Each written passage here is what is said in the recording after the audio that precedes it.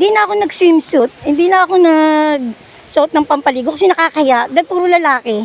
Kaya naka-t-shirt lang ako. Yan. Nahiya pa din ako dahil puro lalaki.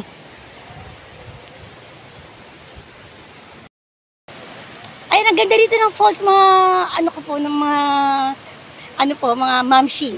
Dito po yan sa Tres Martires, sa Conshu. Tres Martires. Ayan, napakaganda rito talaga. Gusto ko, kakaiba to. Sobrang dikit-dikit yung mga puno, parang walang space.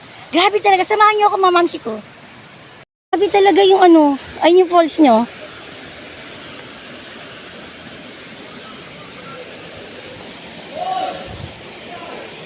Yan, yung falls niya, yan. Yan, grabe oh. Ganda, diba? Ang daming naliligo.